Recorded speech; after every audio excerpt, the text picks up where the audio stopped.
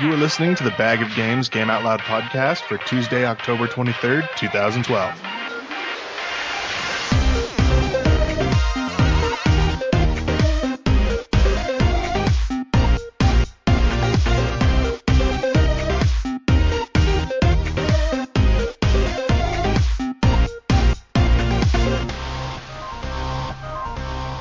Heyo!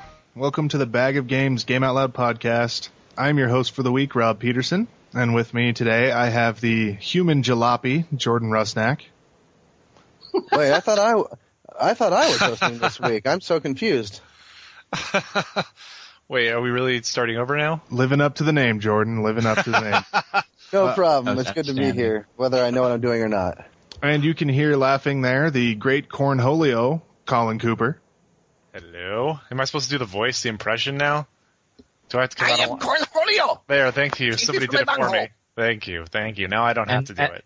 And no, that wasn't a soundbite. That was just Was that you? No, that was not me. That was Jordan. Oh, okay. Jordan, you're just full of voices. I know. Now go flip that switch for me, Gordon, would you? Wow. That's good. And also in there we have the Occasional Mark Daley.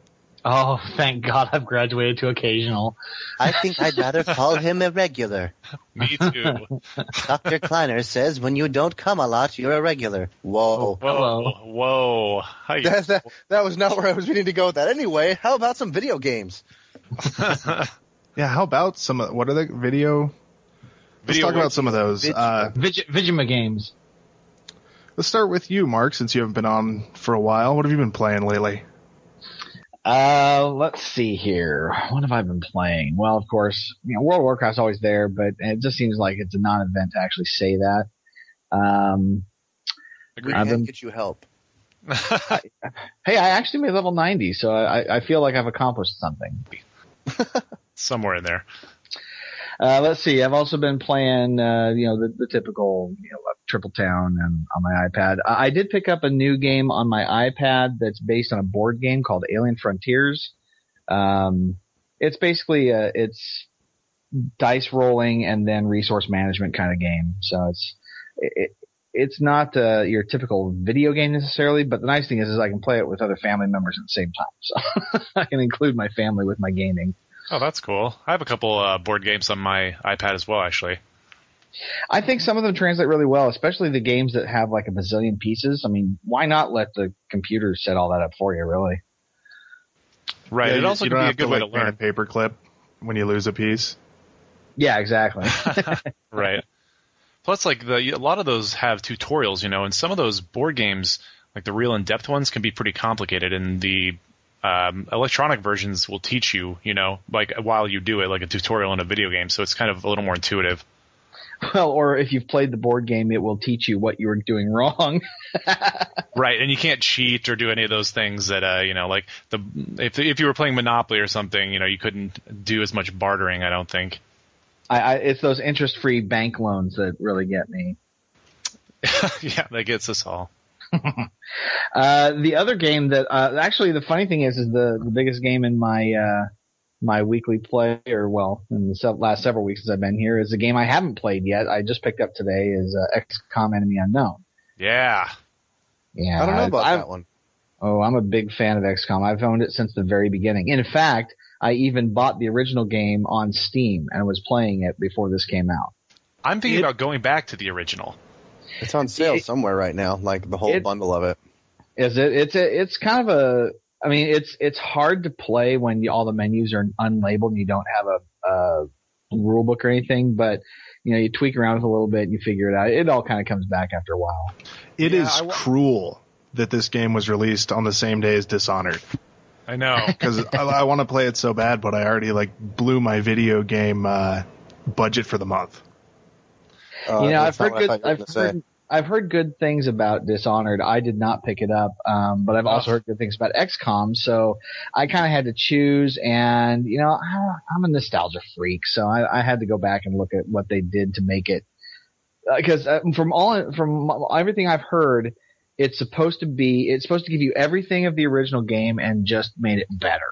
Well, I am playing it right now. I don't know if I want to talk about. I mean, when it comes to my turn, I'll talk about it more in depth. But before I started playing, which was today, I watched about 2 hours of.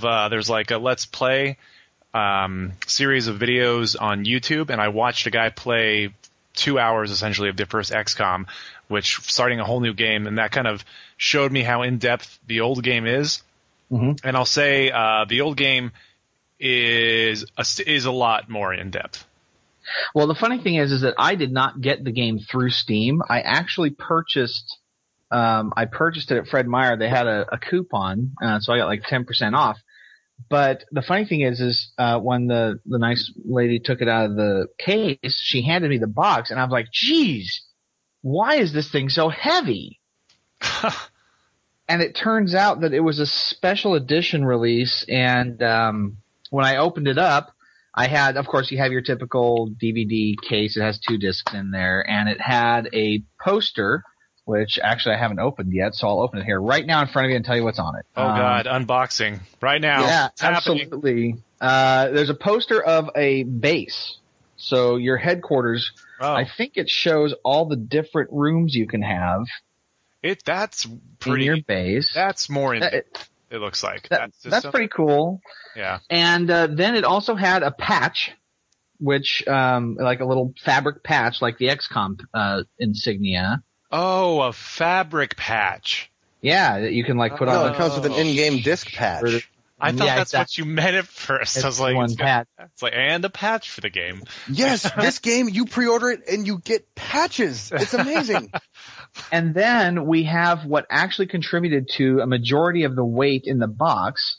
It is a hardbound book with all of the art in it, including comparisons to the original art. So when they go through like the aliens, you can see what they look like now, and they give you like different action poses of the aliens, and then what they look like in the original game, which is just laughable when you compare them. But it's a hardbound. It's a hardback? It's a hardbound book of art. Oh my God! It says, "Reimagining a classic, a conceptual journey of XCOM: Enemy Unknown." And I mean, it is nice. It's just a black cover with the logo Vigilo Confido on the front, and it looks really nice. I'm looking forward to playing the game and taking some time and actually going through this and looking at some of the art in closer detail.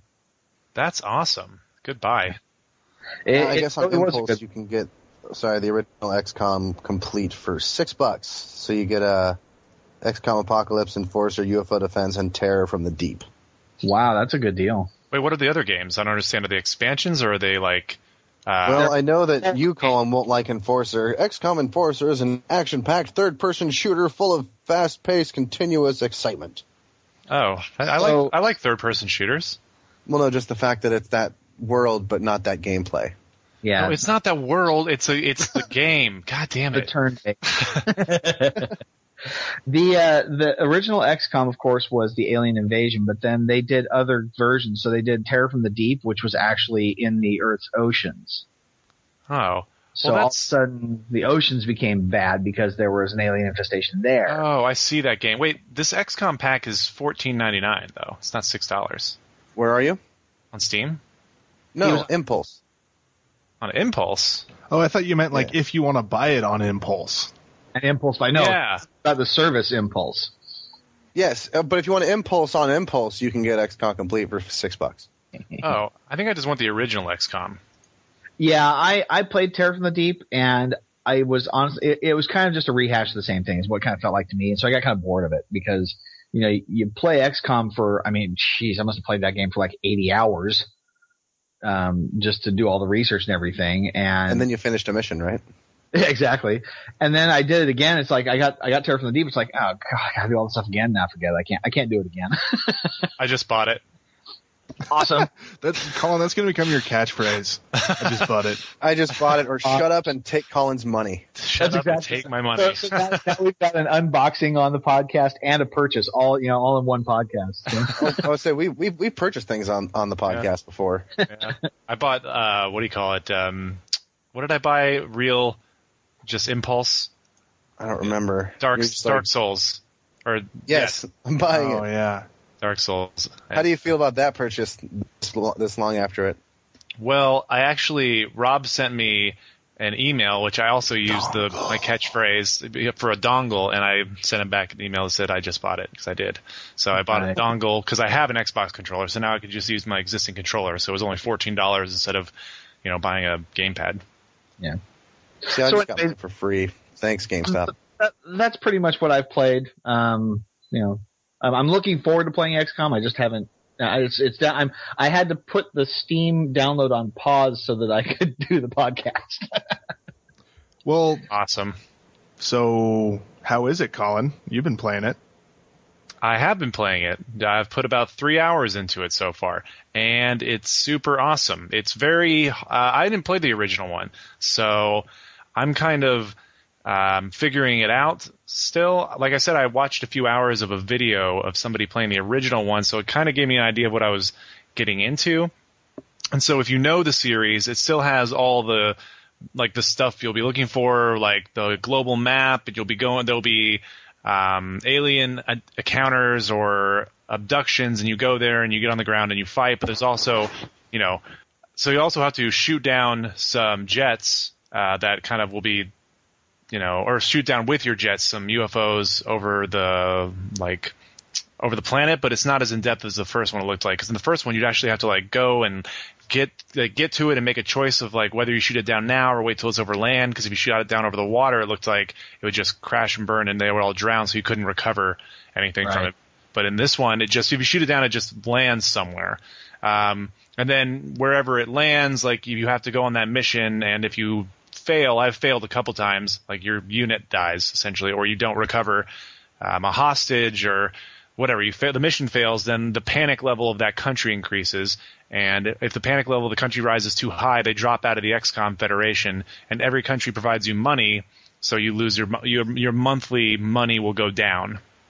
But you can increase your monthly money by going up, by protecting countries, putting satellite lights over those countries, building you can put different aircraft in different countries, so you can intercept different UFOs all over the world. And then there's this whole other system to it. I mean, building your base seems very different. You have to you have to drill down an anthill, so you have to excavate the area, and then you have to build shafts, elevator shafts essentially, between every level. And then once there's an elevator shaft and it's got excavated, you can start building new places that you need, and new places. There's so many different places that I haven't even unlocked yet, but you have some places will add engineers or add scientists or upgrade weapons, or so many different things. So I'm really just at the tip of the iceberg right now. It's a pretty deep game. That's the part I'm looking forward to, is the base building, because they added so much functionality there. Where you put your rooms gives you bonuses depending on the rooms put next to each other, and it's just, I'm very excited about that part, honestly. I mean, the rest of it sounds, it's XCOM with some minor tweaks, but still the good part of it. And then, like I said, they just add that extra layer of, here's something else that really should have been done. And yeah, I don't know. There's still much I don't understand still. I'm still getting my mind around a lot of it. I didn't even know that you got bonuses for putting rooms next to each other, although I've only built one room so far in 3 hours of play. Because I'm doing that. Go ahead. Oh, so you're going to name a squad after the podcast mates and see who survives? I did. That was my first team. And how'd I do? Died. We all died. Me too. We all died. We all died. Not right away. I think I died first, actually. Because I'm just learning there's so much to the tactics of the game, and then the more you can change your loadouts, your armor, all the specifics on every person. So, how is the interface? I've heard kind of mixed things, because it's this is a cross-platform game, which none of the other XCOM games were. Is it fine on PC? Yeah, I think it feels PC preferred in a way. Because the mouse and keyboard, it's totally turn-based, Right. So, see, now I've heard the opposite of that. Because of how the camera operates, people are feeling that it's more console-based. Not having a free-floating camera. Does the console have a free-floating camera? No, but you can... I haven't played the version yet, but how does your camera rotate? With E and Q. So in coordinates, right? 1, 2, 3, 4? Yeah. Yeah, people are wanting more like Empire style, like where you can 360 degree. Yeah, exactly. I think there's a way to do that as well, though. Actually, there's so many things to learn about this game. I'm pretty sure you can do that. I feel like I did that for a second and then didn't know how to do it again. You know, there's a lot of different commands and a lot of ways to control things on the battlefield that I'm still getting my head around. So, like I said, it's a pretty deep game, and it's like a strategy game and an RPG, and it's really like FTL in a lot of ways, because there's a lot of things to manage, and then a squad to manage, but every person on your squad, you know, it's like a mini RPG for them, because not only is it like important for combat for them to get upgraded, and once they get upgraded, they start getting special abilities and they become like a specialized unit, like a sniper or a heavy or whatever. But the more they upgrade, their rank goes up, and you have to build certain things on your base. Like there's training centers to further your each individual soldier's skills. You have to have these training centers, and there's like 10 of them. But to even get to the first one, you have to have one of your troops has to be of a certain rank. So you have to have troops survive, and like eventually you can have like 99 troops, I think, in your barracks. Wow. So you could just so you have to have that balance of like, well, sometimes I've got to take my best troops on the battlefield in later really hard missions, because that's the only way to upgrade them, you know, to the next level to get the next thing you need. So, but you also want to take out a lot of like little troops, so you've got a lot of choice. So hopefully within a few hours, well, except for me, I'm still learning the game. I'm actually going to start over after the podcast, probably.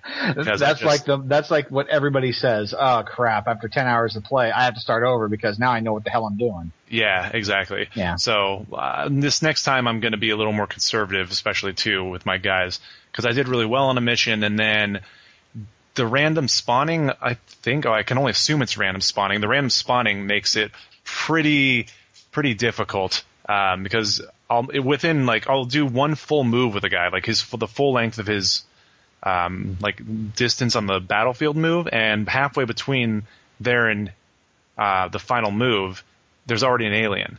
So there's an alien almost right to where two aliens right to where I started. So when I moved, actually, this was the last one I played, which I failed and started over and just quit to do the podcast.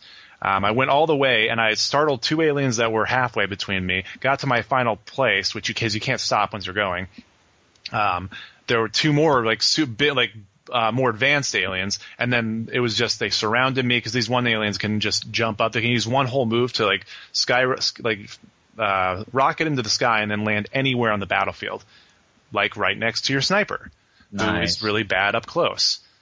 Who you've put at a point where they're blocking their only way down. So there's you really have to be pretty strategic on the battlefield, pretty strategic in building your base, really strategic in how you use your resources and how you upgrade stuff. There's a lot to it, and I'm still figuring it out. So. Yeah, the squad-based tactics are critical in that kind of game. That's one thing they always emphasized in XCOM was, I swear, you put one guy out there by himself, you might as well just call him bait. Right. They're just going to get slaughtered? They will, yeah. Because what'll happen is you'll get overconfident and you'll move them out like their full movement range and not save any action points for them to be able to fire if an alien comes across their path, and they'll get ambushed, they'll get mind controlled, they'll get overtaken and impregnated with an alien. There's all sorts of bad things that can happen. See, I haven't seen any of even that stuff yet. I haven't. So I know the game's even going to get crazier, more advanced. I haven't been impregnated, but we did come across a body that had been burst from the inside. So I'm assuming that's coming. But what's kind of cool too, there's the aliens are super, their combat tactics are really advanced too, and you can use that to your advantage, They'll two of the little grays, they'll make a telekinetic link, and you'll see that happen, which makes them stronger and makes them be able to communicate better essentially on the battlefield. But if you kill one of them while they're linked, you kill both of them. Oh, cool. Yeah, and there's little things like that. But I'm definitely still kind of getting used to it, and it doesn't use the same amount of action points. Essentially, like it's different in this one. Like how you use action points. It's like you have. I don't know. It's similar, but it's different. So I'll just let you kind of see how that goes. What you think of that? You have to come back on the podcast maybe in the next few weeks here and talk about it once we've kind of figured it out. Sure. Hey, I did have one more question for you, Colin, before we move over to Jordan. Yeah. How does the game look? Oh, yeah, that's a good question. It looks. There are parts of it that look really, really good, and there are parts of it that aren't so great. I think everything it's a on Firaxis game. That's what you're saying. Right. Well, some of the stuff like the facial animations when it goes, because there's a lot of animation stuff when you're in the base, and there's also a fair amount of like cutscenes. So that looks pretty bad. The faces look really weird and it's kind of creepy, and the animations are really stiff, and a lot of the textures are pretty bad. But when it gets like to the bigger viewpoint kind of stuff, like your anthill, perspective on your base, or the like top down look on your battlefield, not top down. What's the word for that? Where it's kind of looking isometric, kind of look down on your battlefield. Which you can zoom in or out of just to 2 levels, so you can see rooftops because you can get on. There's some verticality to the game. That looks pretty great. The art design is kind of lacks luster because every place you go, you would think if you went to like Tokyo and then you go to, Wisconsin, you'd think it would look pretty different, but it doesn't really. So doesn't Tokyo look like Wisconsin? Yeah, that's I guess that's according true. to XCOM. Yeah, I did pick 2 poor places. That's right, Wisconsin. It's like Little Tokyo, really, is what they call Wisconsin. So that's right. No, but so that's kind of to be desired. But if you just take a step back and look at your base from the side, that's really cool. And that's such a side note to the game in a way. The graphics are fine and they're there, but what's interesting is the in-depth systems and the gameplay is really, really engaging and interesting. Yeah, so there's a lot there. It is. I was just kind of curious because I don't play a lot of strategy games, so it's kind of a new world.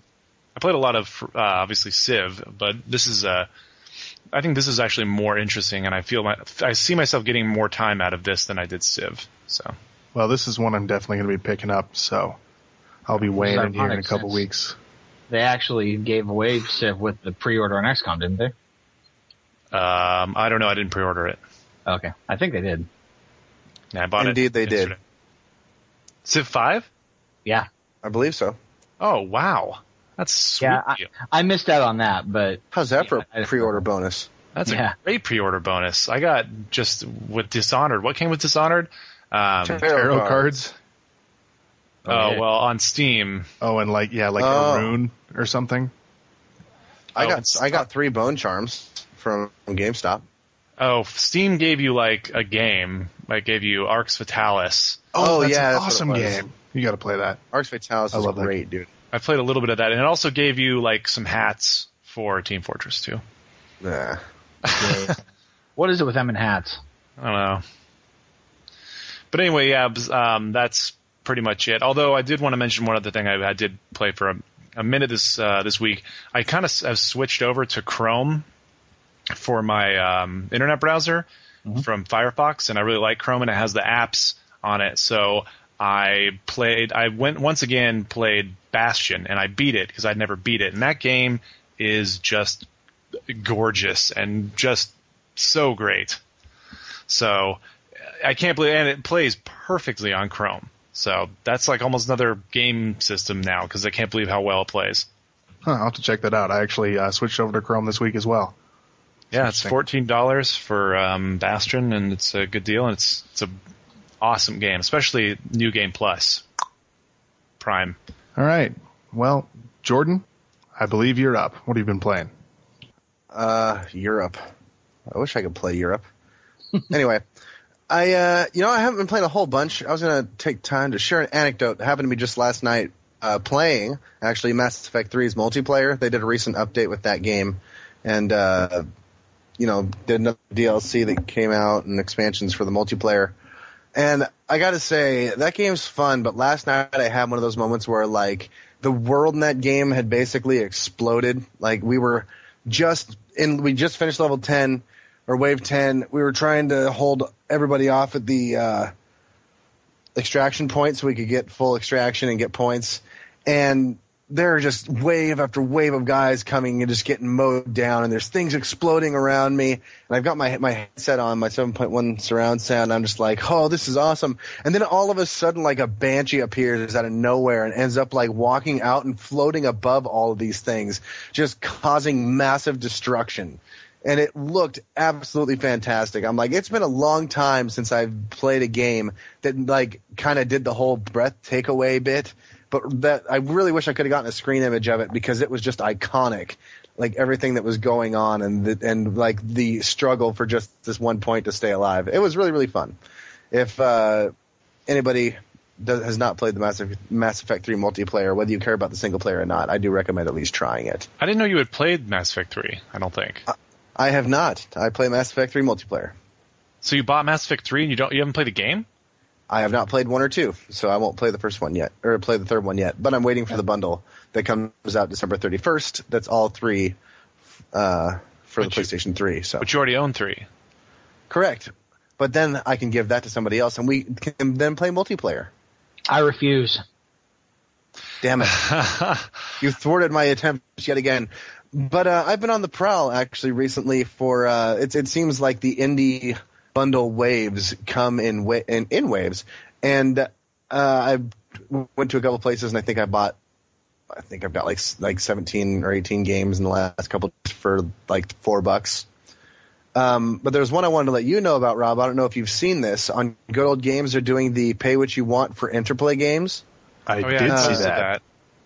Yeah, a Giant Citizens Kabuto. Like, and everybody who's going to be listening to this, it's still got 11 days, and it's what's the date today? Today is the 20th. So you still got some time to go check this out. It's not quite as pay as you want, like most of the indie stuff does, like the bundles.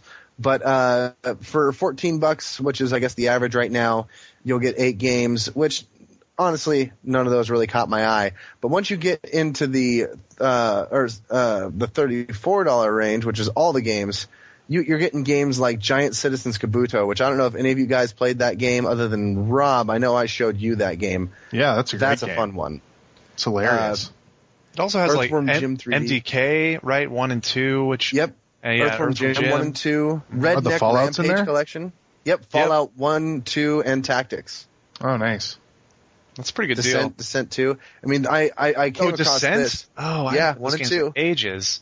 Oh, that's a great game. Yeah. How about Kingpin Life of Crime? Anybody remember that game? I do, yeah, the gangster shooter. Oh, yeah, I'm playing with Cypress Hill in the background. First game I ever got that had a parental advisory.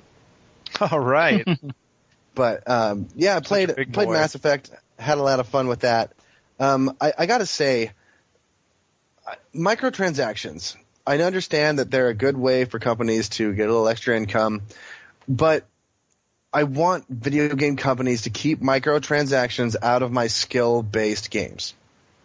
I have no problem with microtransactions being in, like, say, Farmville, but when you've got developers allowing you to purchase, like, stuff that you would normally level up, like when you work hard, level up, get items, that's playing a game to me. Now I'm seeing stuff in like Mass Effect and Battlefield 3 where you can purchase like entire kits. At least Mass Effect, you purchase packs, so you still have a random amount of time or a random assortment of items that you get, but being able to actually spend money to do stuff that other people like play to level up, I'm really seeing that as a trend, and I'm just noticing that I really don't like that. Well, yeah, we've talked about that. That's like the pay-to-win thing we talked about. I mean, that's obnoxious. Can you not earn them, though? Are they unearnable? It's not unearnable, but it's so say Mass Effect 3. I mean, they did a good job making me want to spend money on it, but I'm not going to, just out of principle. When you play a bronze match, you'll usually end up with about 15,000 credits. To get anything usually decent, you usually get about 10. To get anything decent, like a second level card pack, you need 20,000. So you have to play 2 rounds. But then to get decent weapons, to get better, you have to buy packs, and the packs give you random things. So you end up just playing, which is the end goal. But there's a lot of frustration, so I can see why. Suddenly you're playing a CCG. I don't know what a CCG is. What's a CCG? Magic the Gathering. Oh, collectible card game. Collectible card game. Yeah, because you're just buying packs to get, whatever cards you need to build your deck or whatever.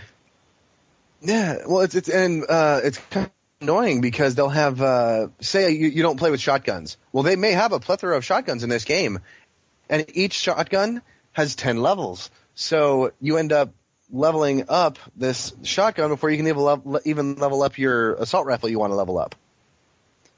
Yeah. But instead of, playing the game, you can spend for the most expensive thing you can get there is $2.49 or 99,000 credits. And that gives you a chance at an ultra rare and at least 2 rares out of the 5 card deck that you get. Well, it's better than some of those Korean MMOs where there's a sword that's like $5,000. True. Or is that $5,000 or is that 5,000 won? I will pay 5,000 won for a sword. Like 50 cents or $5, one of the two. I don't remember the exact conversion rate, but that was just something I noticed. I actually got rid of my copy of Battlefield 3 this week because I was just sick of it. I'm seeing people way lower level than me with unlocked weapons that I'm just like, this is dumb. The whole point of playing games used to be to level up and have fun and earn your unlocks. Now, being able to purchase them, I think it's really starting to bother me when it comes to the multiplayer aspect of games. Yeah, that's pretty crappy. I don't care about like Farmville or like if you want to unlock stuff for your home game, but come on, devs, don't compromise the integrity of the multiplayer game just because you want a few extra bucks. Right. Well, you've been playing That's the anything end else? of my rant. No, it's been a pretty light week for me.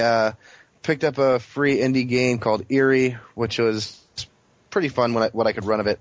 I'll talk about that at a later date, but other than that, I've got my rant on, so I'm going to go ahead and pass this buck over. Yeah, and we've actually got an interview with the devs from Erie after today's episode, so stick around. As far as what I've been playing, I'm going to have to pick again because I've been playing too much. I want to talk about LBP Vita. My friend Jack, who's been on the podcast a couple times, gave me this game for my birthday, and it is a blast. I haven't played the Little Big Planets for the PS3, but if they're as good as this Vita game, I'm probably going to pick them up because the game is absolutely great as far as, I guess, quirky platformers go. Do you actually get to do... Go ahead. Oh, so does the Vita have multiplayer? Yes, it does. I haven't tapped into it yet, but you and Marco should try to play a few rounds. Yeah. I don't have a Vita. Marco, not Mark. Marco. Oh, sorry. Well, boss you're man. being clever. Bag of games guy. Does it actually allow you to create levels?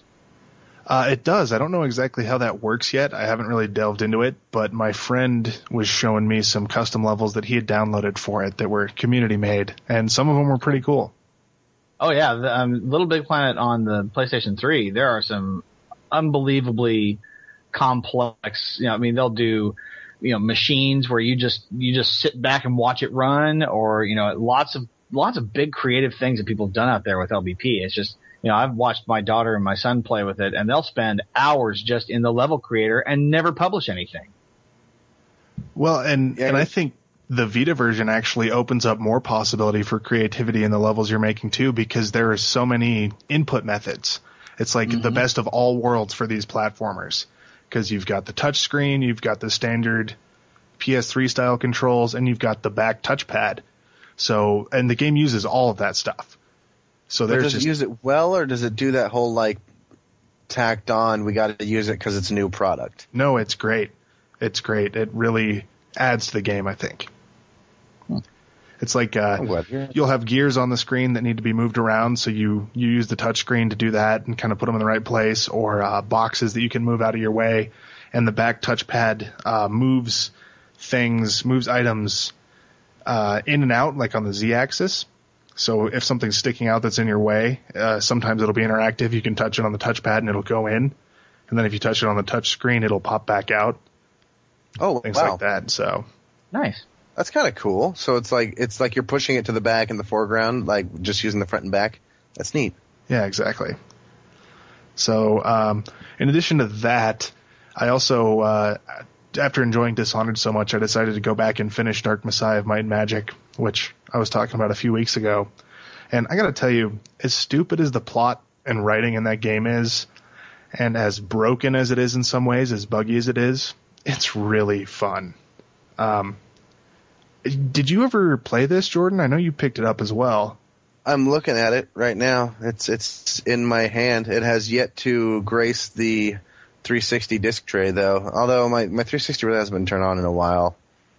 Well, and I've heard bad things about the 360 port of this game, and it is a port. It wasn't a multi-plat game. It was just straight up made for the PC, then ported over to the 360. So I'm kind of curious to hear what you think of that once you play it. But man, the swordplay is so good, and there are these great dungeon crawly levels with zombies and monsters that you fight in there that really remind me of Down in the Bone Horde from Thief 1, where you're just kind of like, playing Tomb Raider in the first person.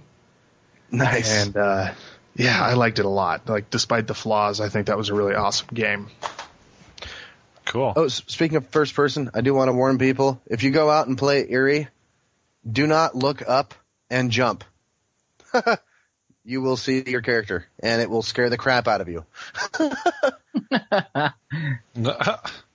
Is it like a bug or? Yeah, the camera is a little iffy.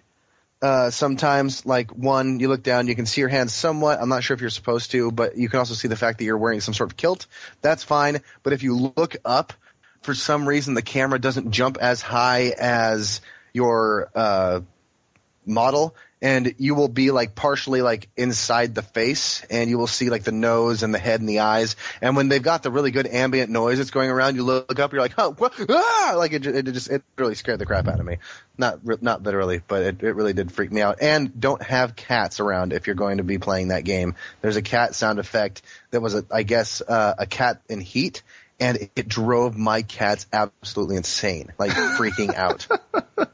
Sorry, I didn't mean to cut you off there. But, oh yeah, Loki started running around and just like making really weird noises and then violently attaching himself to things.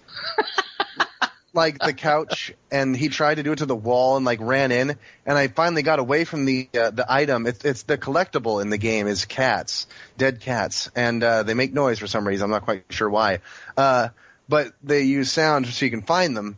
And I got away from one, and I finally, he was sitting there calm down next to the speaker because he lays down right there, and I went and turned a corner, and there was another one, and he just opened his eyes. They went really huge, and then he ran face first into the chair and then tried to like get away as fast as he could. So headphones would probably be a good idea if you have cats and you're going to be playing Erie. All right, you heard it here first. If you have Erie, turn up the volume all the way. If you have cats, yes, that's that. right. Cats hate Erie. And with that, we're going to go ahead and take our break. We've got another episode of the Land of the Video Games for you. And when we get back, we will talk about our topic, which is writing in games. So see you in a sec. Calling all adventure fans, stand by. Reverend Cooper is on the air. When we last saw our heroes, Reverend Cooper had just been duped into coitus with none other than the evil Dr. Zode, who then disappeared into his time machine with the parchment MacGuffin. See. Oh, wake up, see, wake up. How long was I out for? Just a few minutes. You must have passed out. What happened, see? I've never seen you pass out before. I don't want to talk about it.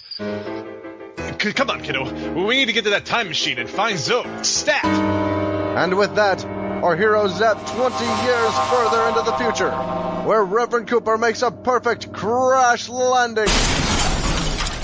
Sweet shaving Caesar! My head feels worse than it did that night right after Thailand. Jeez, Ossie, I think we've got bigger problems than just the memories of your sex tourism. We got to get that parchment back from Zode. Kiddo and Reverend Cooper survey the wreckage of their time machine, which lies smashed and broken against a dingy concrete wall. As they stand there dumbstruck, Strudels picks up the sweet, syrupy scent of danger. Not now, Strudels. We've got a conundrum to ponder. The quantum conundrum? No, that's trademarked. Strudels, stop that barking! We are guests in this dimension, and we will act like it. Yeah, cool it, pup. We're conundrum pondering over here. Reverend Cooper turns around with the grace of an adorable prima ballerina and sees two people staring directly at them. A bald scientist and a bespectacled man in a high-tech suit of armor. The armored nerd is pointing a gravity gun, not unlike the one at Andrew Ryan's office, right at them. Great Scott! Interdimensional travelers! You're not part of the Combine, are you? Heavens no, sir! My partner Kiddo and I despise farming equipment of all kinds. I think they mean the Combine, Ossie. You know, the interdimensional empire that travels from dimension to dimension, enslaving all things and extending its ever-reaching arm for control of the multiverse? Those guys? Shut up, Kiddo. Your man-child is exactly right. I'm guessing you're not in cahoots, so to speak, with the Combine. We cahoot with no one. I am Reverend Cooper, and this is Kiddo, my boy companion. And, of course, our lovable zombie dog, Strudels. Don't pet him. Fascinating. I am Dr. Kleiner, and this is my lab you have, arrived in. Pleasure to meet you, Doc. But, would you mind asking your pal there to stop pointing that there gravity gun in our faces? It's making us a little nervous. Oh, of course, my goodness. Where are my manners? Gordon, please lower the 0-point energy weapon. Allow me to introduce my friend here. This is the infamous Dr. Gordon Freeman. Well met, Mr. Freeman.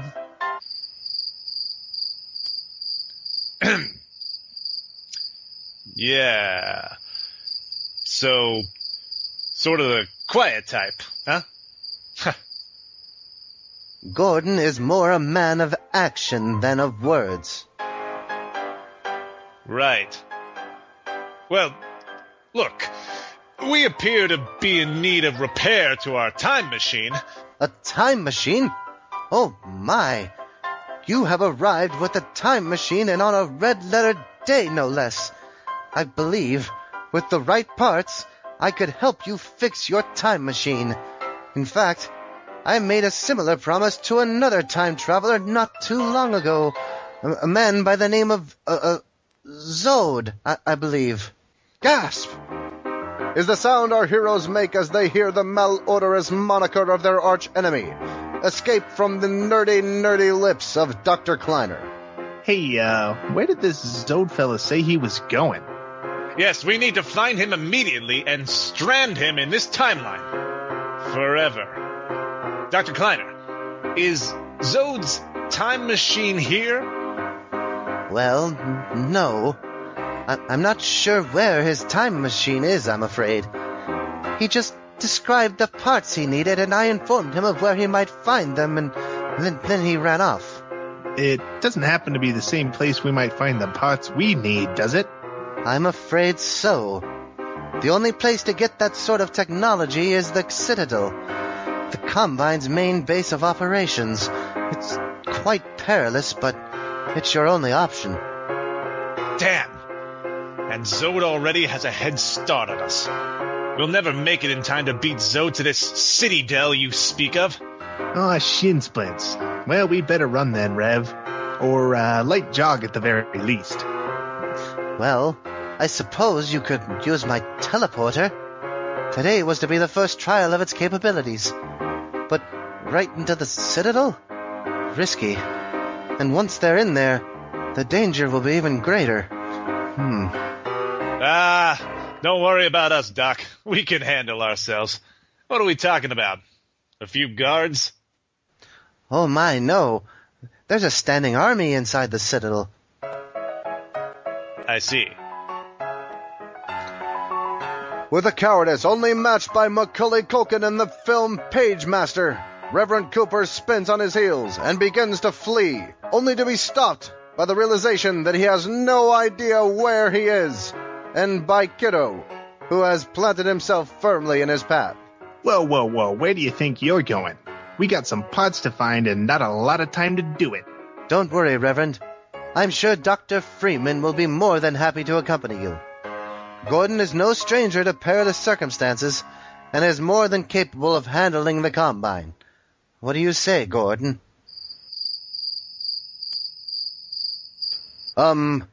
As the quiet descends into anticipation of Freeman's response, Reverend Cooper silently passes gas, hoping people will think it's the dog.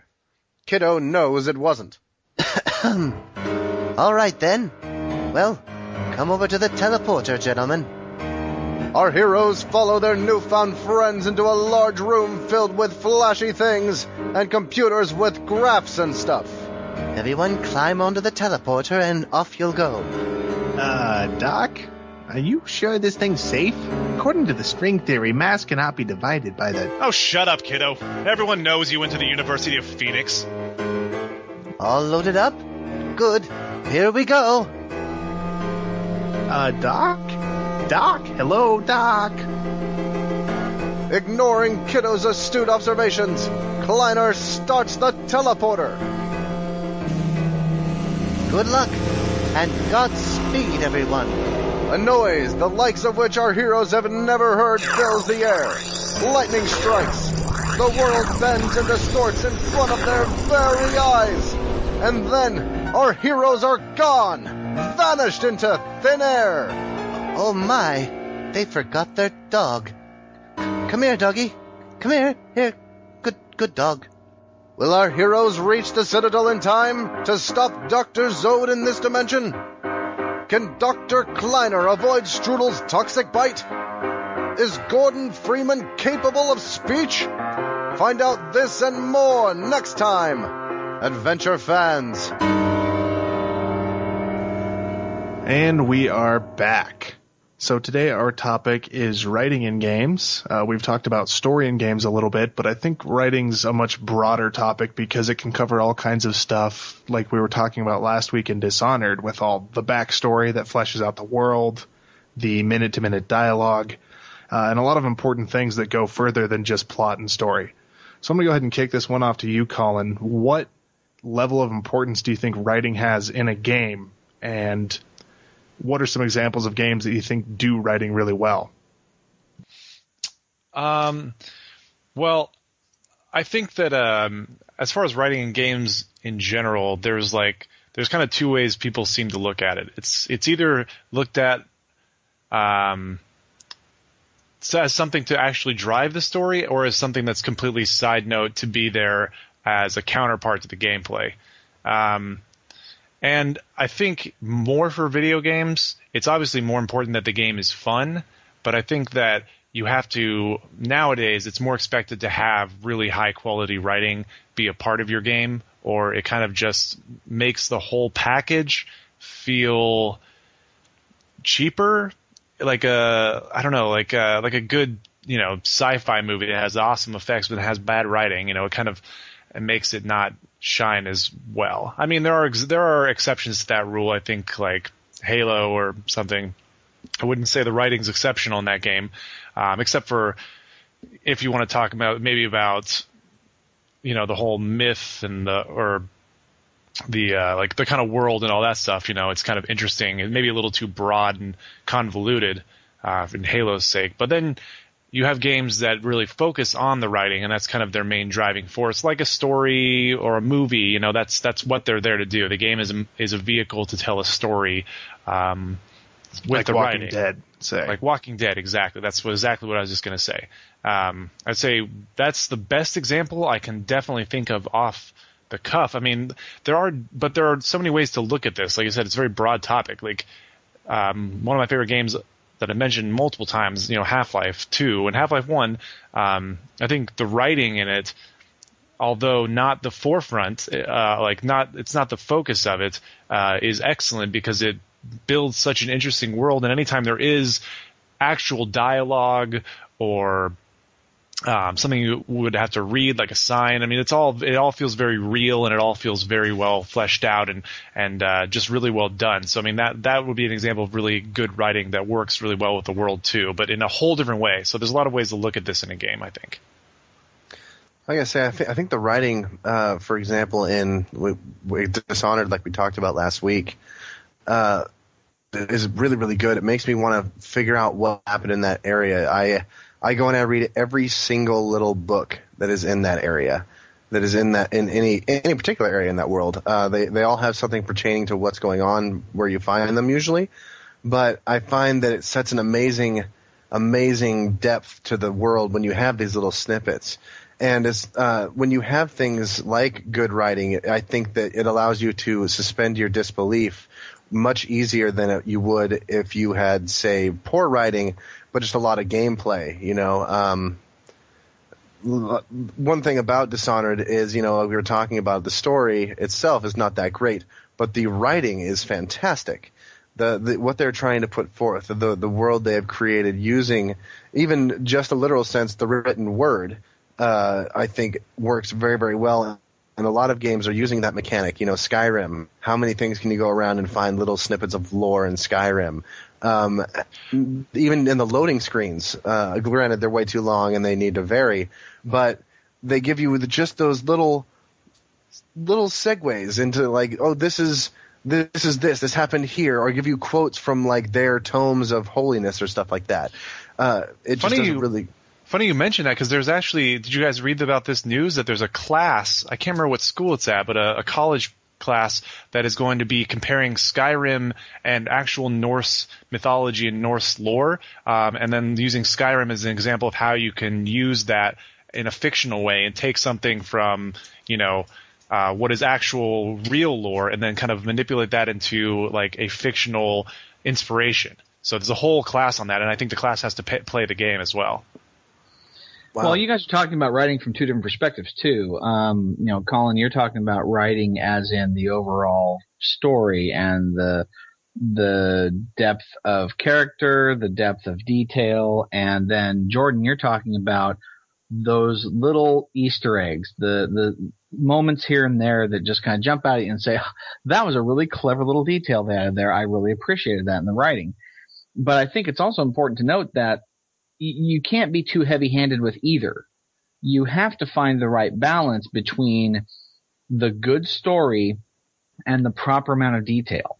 If you go the wrong way on either of them, then you get this really weird feeling where it's like, gosh, either A, all the details are here, it's amazing, but the rest of the story is just weak, or you get this amazing in-depth story. I mean, I'm thinking like Final Fantasy level type story arcing here, but you don't get those little nuances, and you feel kind of like, oh yeah, it was okay, but you don't. It's almost like you don't realize what you're missing. It's like you left a small flavor ingredient out of your favorite dish, and you're like, yeah, this is kind of like what I remember, but what's wrong, Well, I think it depends on the game, actually, because one game that I play, granted not very often, but I do pick it up, put it in at least every other week, Just Cause 2. That game has absolutely terrible writing, and they don't particularly have much in-depth scenario writing either. So that game is purely gameplay, and I find that game fantastic.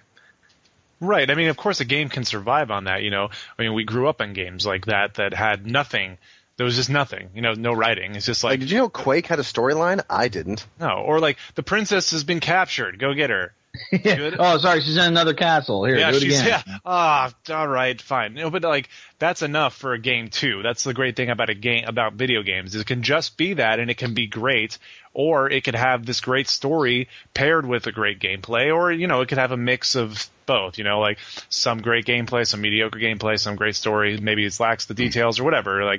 Like Dishonored, I think, is a great example. Like we're talking about, we said this last week. You know, it's like the immediacy of what's happening, the events, the written out events, is very predictable and pretty mediocre. You know, as if it was just that story. If like that was a movie, just that a story, you'd be like, this is a stupid I would movie. feel robbed. Yeah, but because it's a game and because of all the details you get to have in the world and the heart that you get to learn people's inner fears and thoughts and all that, I mean, it adds.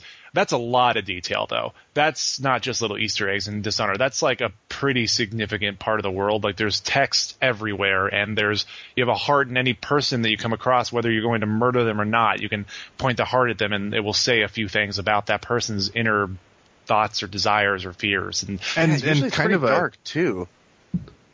I was just gonna say it's kind of a brilliant way to get writing across in a game too, because it puts it totally in the player's hands. It's totally optional, and there's as much as you want there to be. You know, if you're curious about an area or a person, you just pull out that heart and you can find out more about them. And if you're not, you can just totally pass it by if you want. I thought it was a really smart way to handle that. Yeah, well, the heart's also a good way to give people information if they don't want to read it. I mean, I know a lot of people who will not go and pick up all the notes and read them. They would much rather have some sort of audio cue, which is, I think, why a lot of games started shifting over to that whole audio recording, play this back, Dead Space, BioShock. It does that too, though.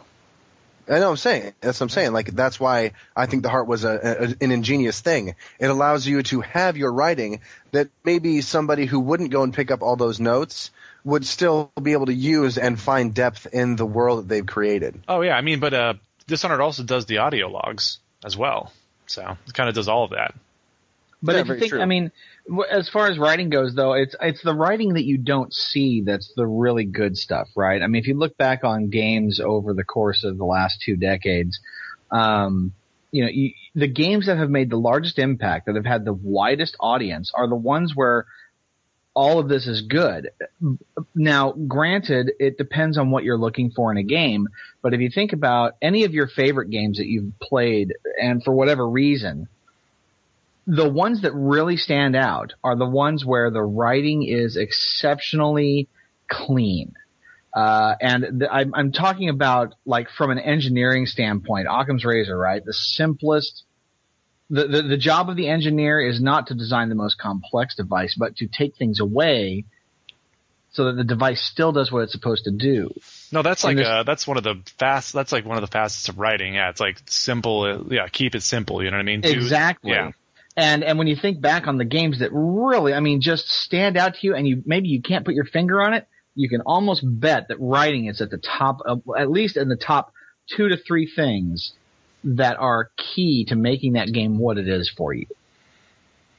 In some sense, I can see you're right. I mean, obviously there are games where if it's like a car racing game, you know, someone's favorite game is Forza or something, you know what I mean? And sure, I don't even know if there's any writing in those games. But there is. I mean, but it's all the details about the vehicles, and they get literature from the creators of the manufacturers of the cars and the part descriptions. I mean, there is all of that in there. That's true. It makes me laugh that, like, for example, like Need for Speed, right? I mean, those games never typically had a story, or if there was, it was basically you're on the run, go, and they're going to try to make these games into a movie, like the Need for Speed movie. Really? I think that's already been done. It's Fast and Furious, and that really didn't have that great of a plot either. So I don't know why they feel like there's enough writing there to create a movie from the Need for Speed franchise. Or do you think it's just going to be like a nameplate? Well, I'll tell you what. The thing about that idea is that, I mean, can you imagine how far you have to deviate from the base canon to get a reasonable story for a movie out of a game? You'd have a car. Yeah, exactly. And that's You mean any game? Or just that game? Yeah, just about any game. I think like maybe BioShock, I think you could still have a pretty good route in the actual game and create a movie. I don't think so. I mean, granted, there are some games that, I mean, like, take Half-Life. I mean, that game, you can make a movie out of that easy. because they gave you the whole freaking plot anyway. Yeah, but you got to fill it with all these moments that don't happen in the game that are. Yeah, exactly. I don't think Half-Life would be a good movie at all. I don't know. Yeah, that's tough because, like, anyone who liked the game, like, unless House plays Gordon, you know, that would be awesome. Like, then we'll sell. Maybe. But then Colin, you and Rob need to sit down and write that one. Yeah, yeah. Hey, I'm gunning for Army Hammer. Gordon Freeman's supposed to be 27, right? We need someone young, a strapping young lad. He was 27. Now I think we need I think House would be a good one for Gordon Freeman. No, Gordon's still 27. He's like, how many days have passed for him? Like since Half-Life 1 started, like 4? Yeah, 3. Like 3. 3, 4 days. Like he's had a rough 3 or 4 days. First of all, no sleep except when he gets knocked out. Or put in like stasis or whatever for 20 years. Do we know if he even knew what happened when he went into the black there at the end of Half-Life and into Half-Life 2?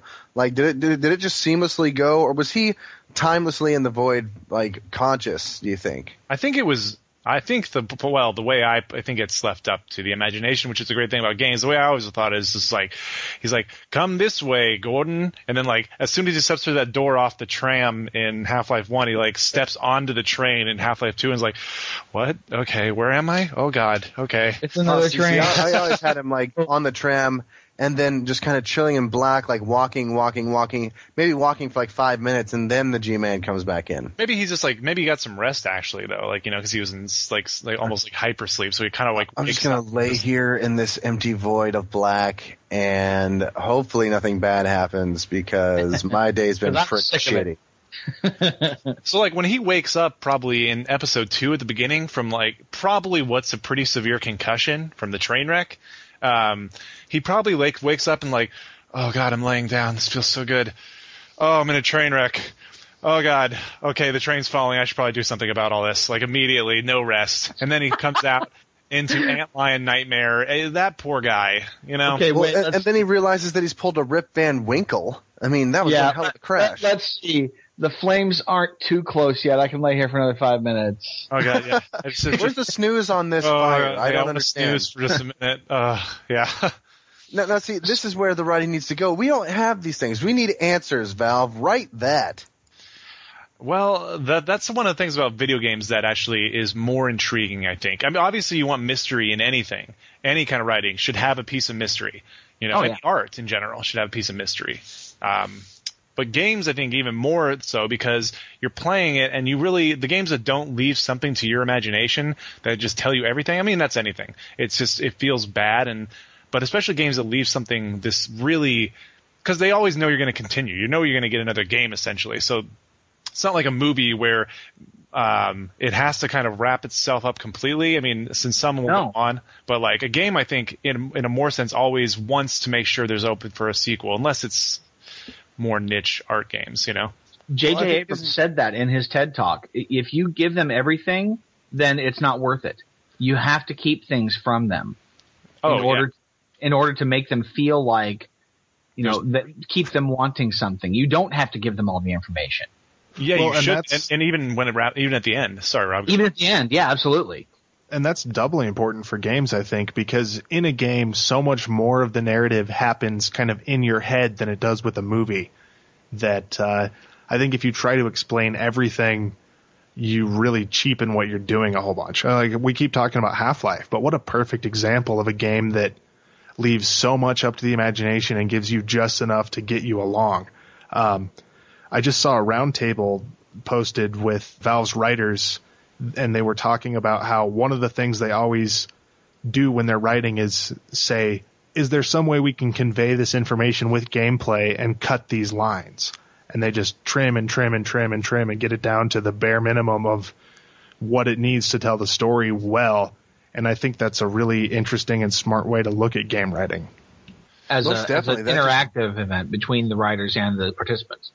Well, that just made me think of Portal. I mean, how good of a job do they do there? You're in this, they're telling the story with the area, and then you start realizing that the area is not quite what you think it would be. And they never really tell you what happened in Portal itself, as far as where everything is going on. I mean, they give you the main gist of it, but you start realizing like things are not right, and I think that like the fact that they didn't start like have someone saying, "Oh God, oh no, the AI's gone crazy," and then just got like pulled away or something. You had to learn this through interaction with both GLaDOS and the world around you, and I think that's a really interesting point that you brought up, Rob. But in I would say Portal has more lines of dialogue than Half-Life 2, maybe. Portal 2.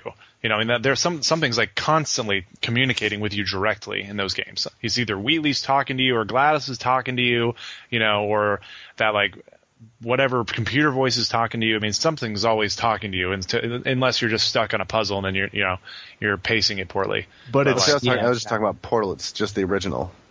Portal which 2. It was GLaDOS was. Portal. And she talks to you a ton too in that game.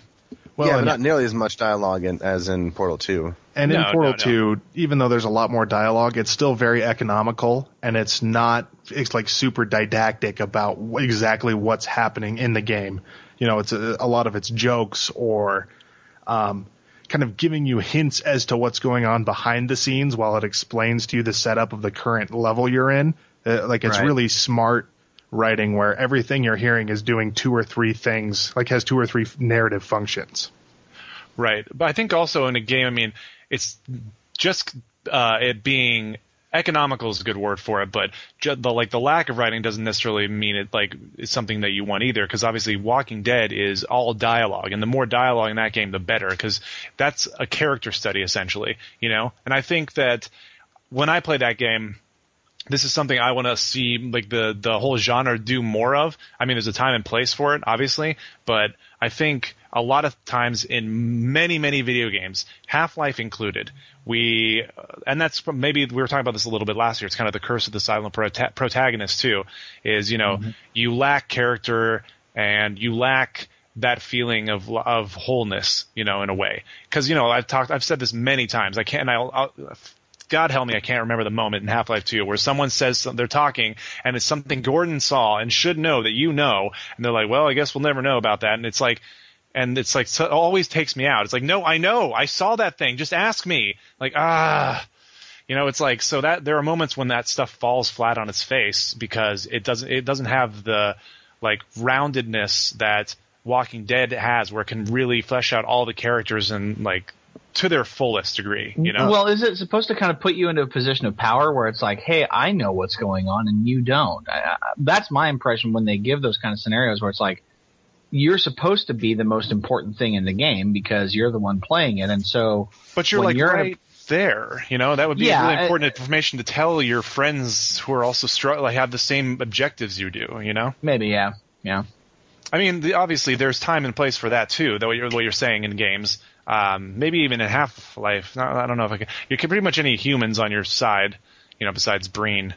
But, I mean, like moments that take you out of it because of gameplay conventions. You know what I mean? Mm-hmm. So I think games can suffer from those same things we've been talking about, as well as they can benefit from it. You know what I mean? Like showing, don't tell. Show and not tell, obviously, is always better. But if you can't convey the information with showing, don't try without telling. Well, and to totally contradict what I said earlier, I was just thinking about Planescape Torment, which has huge chunks of text, like tons and tons of reading and story and writing done that way, and it's great too. That also builds really wonderful atmosphere, and even the options in the game are done really well through it, where you always have tons and tons of answers to any question you're asked or decision you need to make, and they're all really well written. So, but see, I think that game was designed before too much writing, though. Yeah, but like the style of game was designed before they really had the ability to, show you exactly what they wanted. When you're playing those isometric games, they don't really have the in-depthness to give you the semantics of what happened in a room, per se, except for having maybe a large splotch of blood and then a generic dead character on a table, say. It's much more beneficial and much more giving credit to the root structure of where those games came from, which were tabletop games, giving you those long-winded descriptions about what happened in the room and all that and what the items are. But I think it still lends itself well to some games, like say adventure games, I think, maybe like Jade Empire. That one tends to get a little long-winded sometimes with its descriptions, but I appreciate it there. But in a game where I feel there's a pressing need to move, or like I wouldn't want long-winded descriptions in my Mass Effect 3 game. I wouldn't want them in, say, Battlefield. But if it's a game where I'm going to invest any amount of like long period of time learning about the lore of an area, I have no problem having long-winded descriptions. We talk about a long-winded game. I mean, Mass Effect games they are very long-winded games. You know, there is so much writing in those games, it's crazy. People will go on any characters will go on forever. I mean, there is so much dialogue that I just was like, oh, okay. You know, and there was a lot of dialogue that I was like, oh, this is great. You know, this is juicy, like, good character interaction. Then some stuff's just like, come on, like, skip through it. Now, when I start playing the single player, am I going to start finding, like, logs of people and stuff that I can read? Or oh, yeah. Is it just, okay, cool. So it does hold. It's not like logs like, you'll see. I mean, it's not like BioShock logs everywhere. But there's, like, places where you'll be, like, reading back history. And there's tons. Conversations will last for a long time sometimes. Speaking of BioShock, is anybody else worried now that two more people have left that team for BioShock Infinite? Terrified that I'm really worried about that project. It's been pushed back several times, and I want to play that game so bad. I don't care if they made it cel shaded. I think it'll still be fun. I mean, if it's coming from the same world, I am just wanting it so bad, and I keep seeing this team hemorrhaging, and I am so worried about that. Yeah, we'll see. Let's just we're gonna buy it, right? All of us, I'm sure. Yeah. So, I'm probably gonna buy it like day one. But anyway, I think the point about this is like it's obviously really versatile in games, and I think that's one of the coolest things about games is how versatile the writing can be, and that's one of the coolest things about the art form in general to me, is that you can have something like Walking Dead and have it just be like a character study with tons of dialogue, or you can have something like Journey, which is also genius writing in a sense, but that's all showing, all through like visual cues and just absolutely gorgeous. Right. So, no, that's a good way to put it. I think I've said on the podcast before, like, games aren't something that should be compared to movies. There's so much breadth to it that games should be more compared to like moving pictures in general, or they shouldn't be compared to novels. Based on movies? They should be compared to the written word. Like there's so much variety available that two games could have as much in common as a YouTube video of cats do with Citizen Kane, and both of them could be great. Yeah. So that's enough navel gazing for me, but that's one thing I love about games. Agreed. Should they be held up to the original source material? Like, if they're based on a movie? No. Can anyone think of a good game based on a movie? Now, see, this is the reason I ask is that I'm starting to play the Game of Thrones game. And I have found when playing games or watching movies based on other IPs that I need to not so much watch them for what they're being based on or play them for what they're being based on, but understand that it's going to be its own thing. And I try to look at things from that perspective, which is how I'm going into this Game of Thrones game. I'm not looking for it to be right in sync with the the TV show or the books. I'm looking at it as a video game representation of this world. So how do you guys feel on that as far as writing goes too? Like, should a game, if it's being made from another IP, be compared to its source material? No. That's tough. It should be a good there's game. so much variation. Yeah, it should take the interesting things. It should take the things about that IP that would make an interesting game and run with those and ignore everything else. This is kind of my take. A perfect example of this is the Batman games, which are also extremely well written. And they were written by, what's his name? I think his name's Tom Dini, who did the animated series that everyone loved of Batman. And he took the elements of that series that we all liked, and Rocksteady made all of it work in a game. They did a lot of smart things with the way you find missions, you're overhearing these thugs talking, and, he got all the good Batman stuff that you want to hear in there, but they cut out all the crap that you don't need and focused on making a really good game that happens to be Batman rather than trying to say, like, okay, let's take this IP and transfer it over to the game world and see what sticks. Speaking of Batman, I actually now own both the Christopher Nolan Batmans on Blu-ray. Congratulations. Thank you. I got them with Battlefield money. Nice. Or something. Yeah. Hey, it's right. Batman related, and they're next to my video games. So. Well, I think that's a sign that we have exhausted our mental juices on this topic. Does anyone have any last words they want to get in?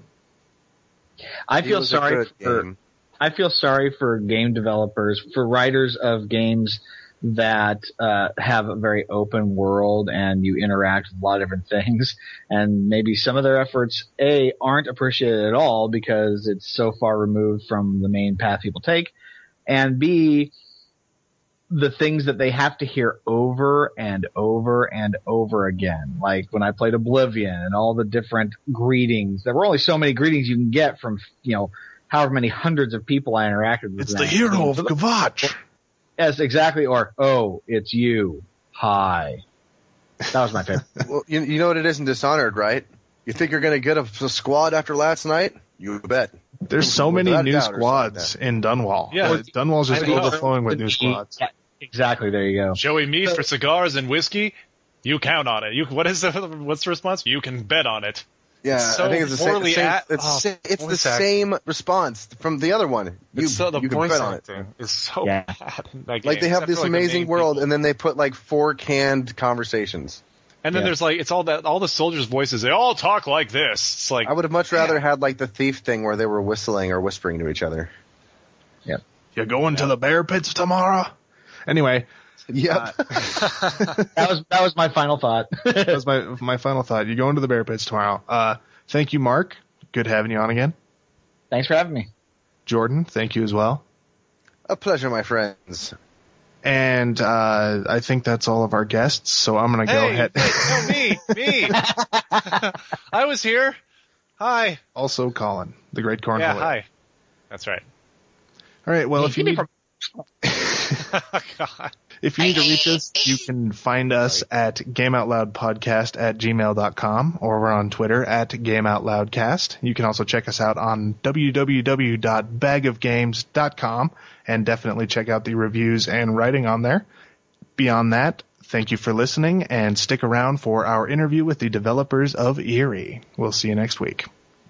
Game Out Loud interviews.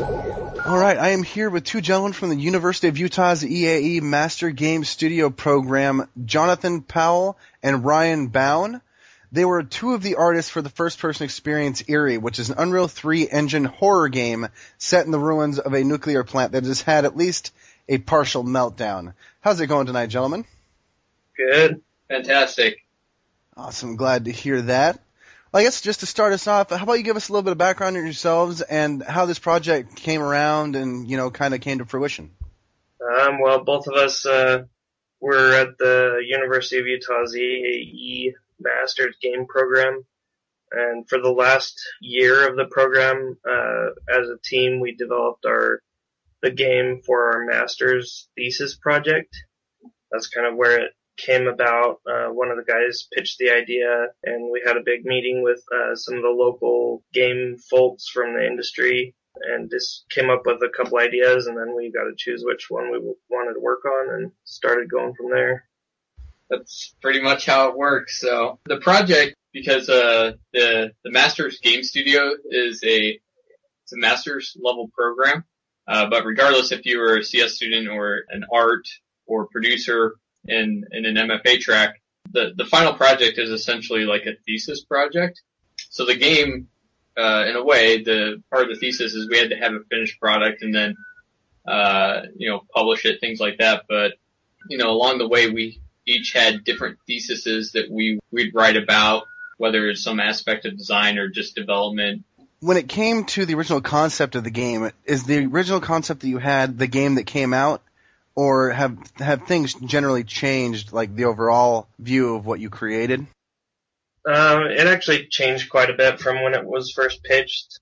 Originally, the idea was pretty vague. It was more the idea of taking what makes fear or what makes people afraid and trying to make a game that uses that. And then kind of the original pitch was based off of an old game called 3D Monster Maze, where basically a dinosaur would chase you around a maze, and all that would do is time how long you could go through the maze before you died. And then it kind of evolved from that. Was that the only influence that this game had, was 3D Monster Maze? Well, the original, the original elevator pitch from Matt Anderson, who was the one who pitched the idea, was 3D Monster Maze meets Silent Hill. So kind of like that, just that idea of something that's chasing you, right, or pursuing you, not for any other reason, but because they're a predator, you're a prey type thing. So they're hunting you because they want to eat you type feeling, right? So, that concept stayed throughout the whole thing, this idea of being chased. And then the other idea that stayed the whole time was this really sense of, you have no way to fight back in the game. You can't do anything except, you can outsmart the monster a little bit, you can hide in some places, things like that, but you really have to run from it. You can't ever kill it. You know what I mean? Yeah, I even had trouble hiding from it, it seemed. No matter where I went, it seemed to just turn the corner and be facing me already, and I just died a lot. Yeah, they're like the kind of like the safe parts in the game where it can't get you, per se, is like in the ventilation areas that you can crawl through. The monster doesn't fit through there. First-person horror is a genre that had a massive revival over the last few years. Like, I remember when I was a kid, there were a few of them were things that at least stayed on the realm of horror, but they kind of faded away, like Clive Barker's Undying and stuff like that.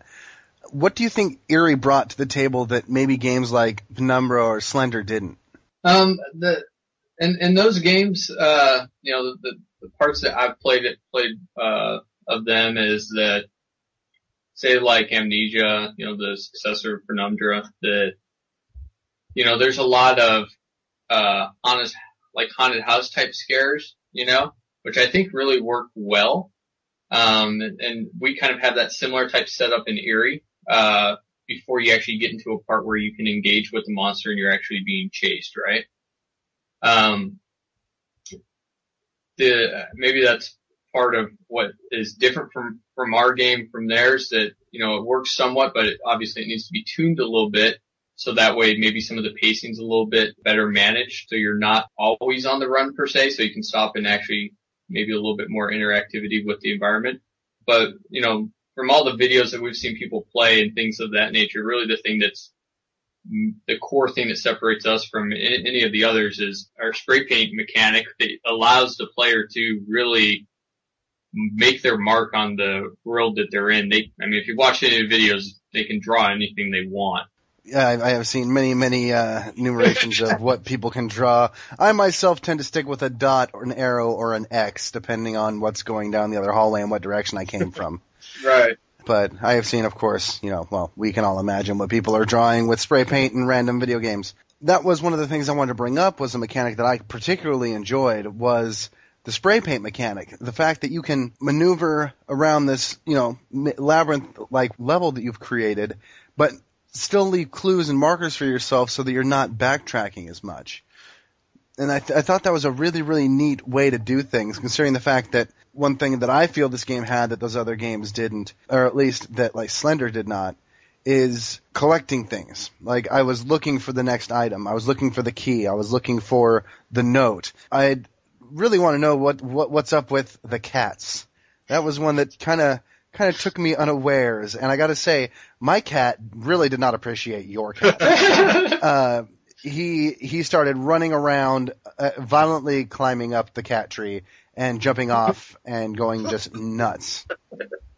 Well, that's kind of like one of those, I guess, in like a weird way, like one of those like funny, happy accidents that either people really, really hate, or they think it's creepy, or they don't like at all.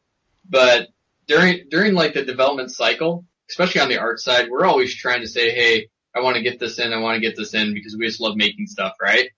So during the summer, me, John, and then Greg, the other main artist, got together and we worked on like all the main characters and like NPCs.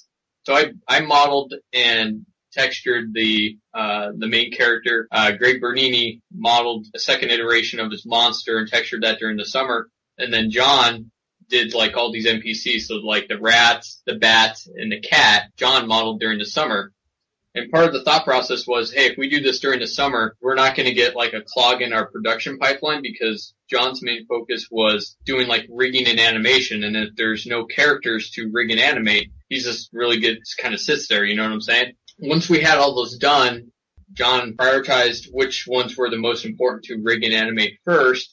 Unfortunately, the cat was the last one to be rigged and animate, and we kind of ran out of time. So it was already modeled and textured. So I think in one of like the stills that John was working on, he just had the cat laying there on the side in the water, and it was like, well, dead cat, we might as well just put it in the game. One devs session late at night, when Chris Diller, me and John and Greg were at the studio working, Chris was the level designer, and so he was designing the level, and 2-3 in the morning decides to put a cat inside the level, made it possible for the person to pick it up. He just hid it in there for fun or something like that to see if anyone would notice.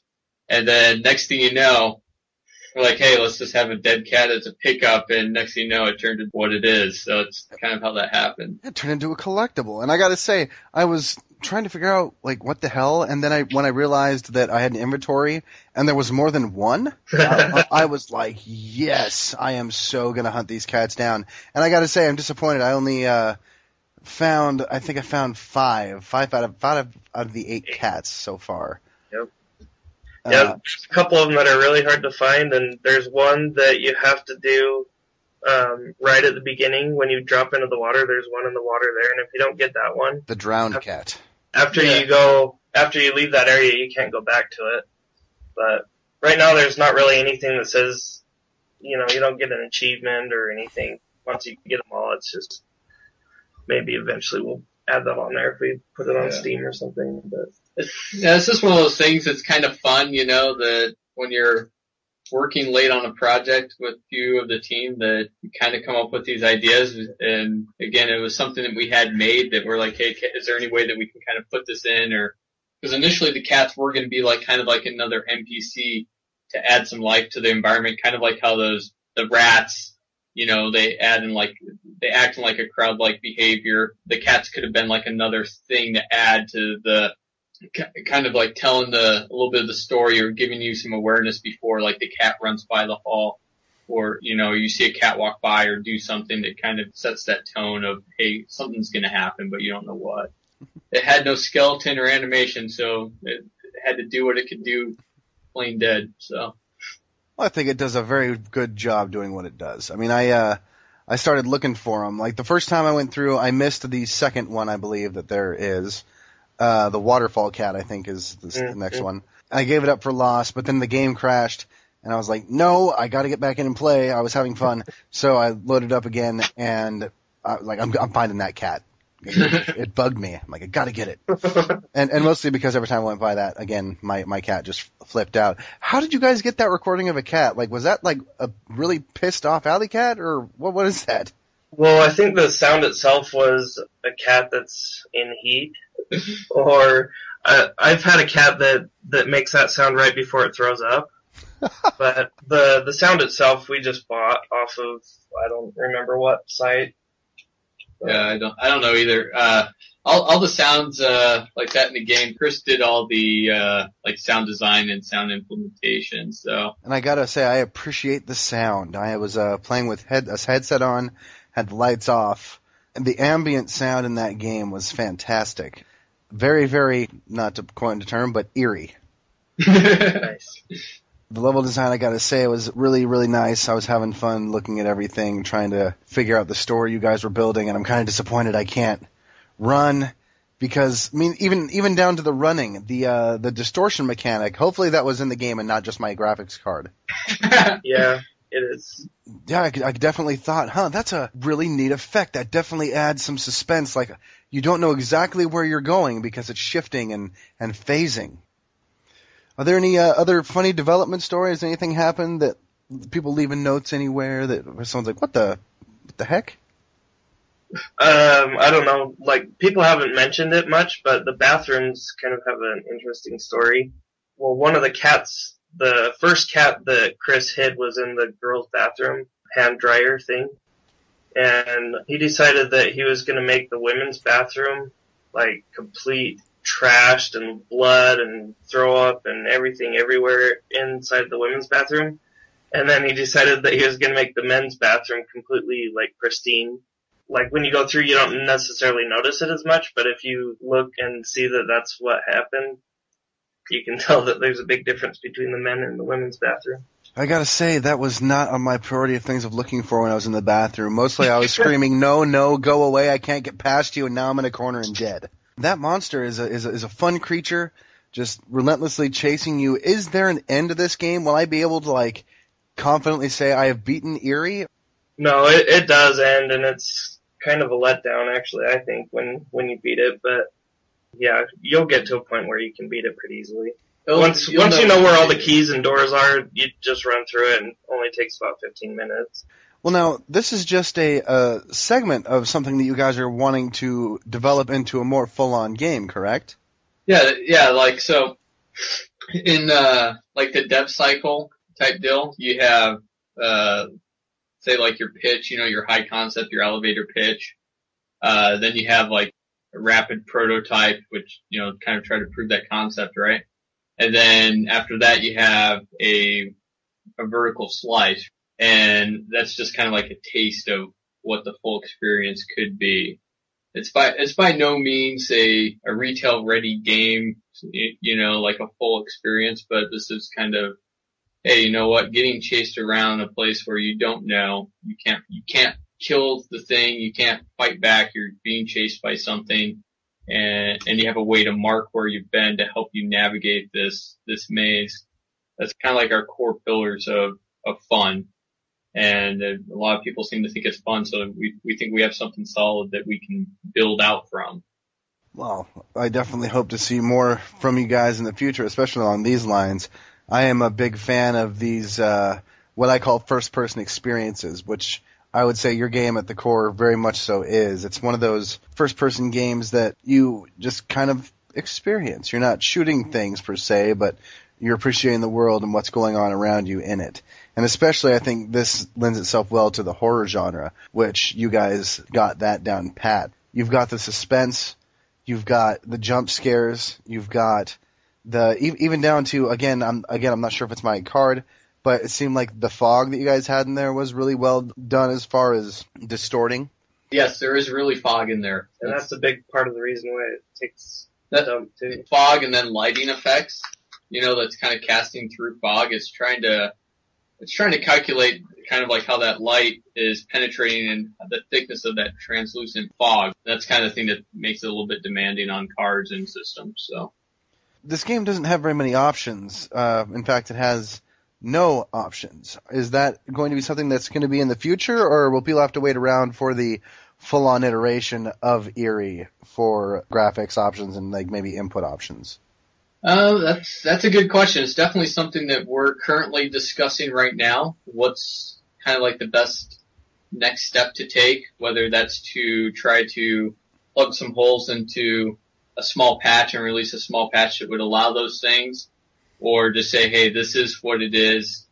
We listen to the feedback and the suggestions that, from everyone that's played the game and try to take those and take the next step in a full product. Well, I can't wait to see it. I gotta say again, I had a blast playing the game. I'm really disappointed my computer isn't fully spec'd enough to run it, but what I did play, I appreciated very much, and I look forward to seeing a full iteration of this game. And this is found on Desura. Is there any place else that people can download it, or do you guys have a website that maybe people can check out? Yeah, eriegame.com, and you can get a little bit more information there about us, Utah Game Forge, stuff about the University of Utah and their undergrad and graduate programs and the type of stuff that we do there. And then, Desura is the main place where you can download it. If you have a Desura account, you can just download there, or there's also an EXE installer that you can download it if you just want to do that. Through Desura. Yeah, through Desura. Any hopes or plans to bring it to Steam? There's definitely talks about that in the future as well, whether it's Steam or going through Greenlight. To get something on Steam, it needs to be a completed polish to a level, of a completed polished product. So those are things that we're discussing right now. Again, if trying to build a patch to incorporate new options in the current build is the way to go, or just take what we've learned from that and get ready for the next thing and make sure that those things that we need to have built in, like resolution and things of that nature, would be something that we'd consider for the next build. All right. Gentlemen, is there any closing comments you'd like to make about your game or anything that you feel anybody should hear about? Any tips for running the game? Like, don't hit the F key. That's a good tip. Yeah. Yeah, the F key will freeze rendering. Yeah, don't hit the That's bad. Yeah, you have to push it again. F1 through F1, F2, F3, don't hit those. So there's things that, just from key binding or, bug testing type features that are not disabled in this build of the game. So, yeah, but, I think for all of us, we're just completely blown back by the response that we've gotten. And, it's one thing completing a project, something we're all happy about, and it's crazy that so many people have actually played it now, and the response has been just so positive that we couldn't be any more happy. I will definitely be having all of my friends, whether they can run it or not. I don't know if they can run it, but I will be telling them about it and having them at least download it. And I, again, had a blast. I just want to thank you guys for coming on and speaking with me this evening. You bet. It was fun. Thanks for having us. All right. And we'll put a link to your guys' website here in the show notes. You, listener, I hope you enjoyed this interview. And go ahead and check out eriegame.com. Learn a little bit there, and then go ahead and pick up, if you don't have Desura already, it's good to have it. You can get some pretty fun games on there. Look for it there. You can either run it through Desura or download the installer that way. So then you don't have to keep Desura if you don't want. But until next week, guys, we'll check you later.